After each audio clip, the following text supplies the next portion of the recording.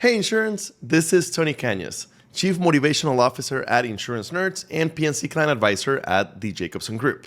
A few days ago, I got a call at chatwithtony.com, which was a little different than the usual 400 or so calls I do a year. She was a traditional insurance person, a bit bored with her job, pretty usual up to that point, but then I asked her, so what do you want to do when you grow up?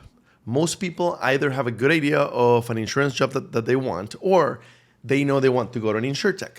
This woman was different. She didn't want to go to an Insurtech. She wants to create a new Insurtech. She's not entirely sure yet on the idea she wants to pursue for her new Insurtech, but she knows she wants to be a founder. I kind of have pre-designed paths that I recommend for people, but I have never actually been asked this one.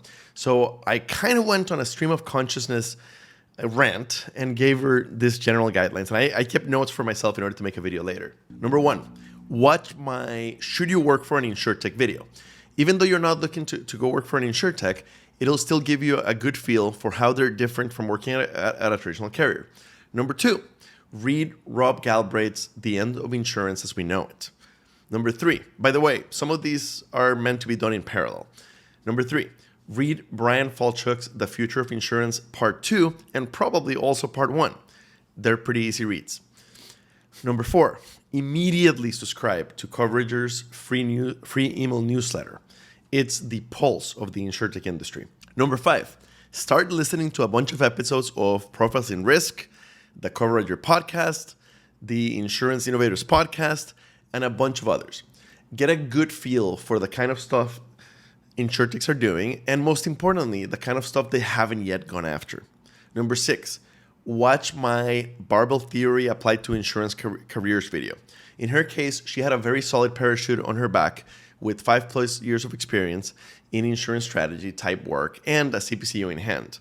Career-wise, she's ready to take the big gamble. Many people are not, so watch that video. Number seven, become active in the Insurance Nerds Slack channel. Number eight, keep working the day job to fund your lifestyle and to find ideas of real existing problems your carrier and probably several other carriers are suffering from and how you might be able to solve one of these problems. This helps you avoid the tech hammer looking for an insurance nail problem that many of the early insurtechs suffered from. Number nine, read 0 to 1 by Peter Thiel and probably a couple of other books on how startups work and how to write your business plan. Realize that a startup seeking exponential growth, whether venture-backed or bootstrapped, is very different from just a normal new small business. It's akin to jumping off of a cliff with a box of parts and trying to build a plane before you hit the ground. Before you run out of runway. Number 10, start looking at the different accelerators, especially GIA, since they're the one most likely to take an insurtech that's little more than a good idea on paper and a passionate founder.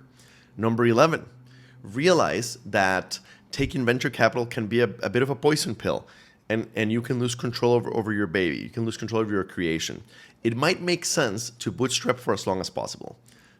Number 12, look at Boost, Multiply, and any others like that that can provide part of the infrastructure to launch you more quickly.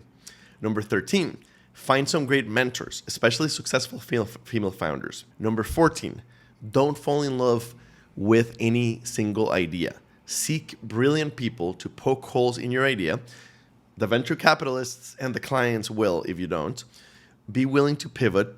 Don't forget that the ultimate goal is to solve a real problem that the insurance ecosystem suffers from. Number 15, start attending your local Insurtech meetup, ITC, etc.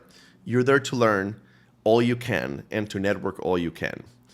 Number 16, even though your goal is launching your own Insurtech, it might make sense to go work for another Insurtech first, especially one where you'll work closely with a founder, preferably one that already has had a successful exit. And that person is looking forward to teach you how to be a founder. Those are the basic points that I came up with. Again, I've never done this. This is just a starting point based on founders that I've chatted with and how they've done it, based on the hundreds of founders that we have interviewed at Profiles in Risk. This is just kind of the general guidelines. I'd love this to be the start of the discussion rather than the end. I'd love to hear what advice you have for somebody who wants to create their own Insurtech, especially if you've done it yourself and have been successful. I hope that this has been helpful. Thank you.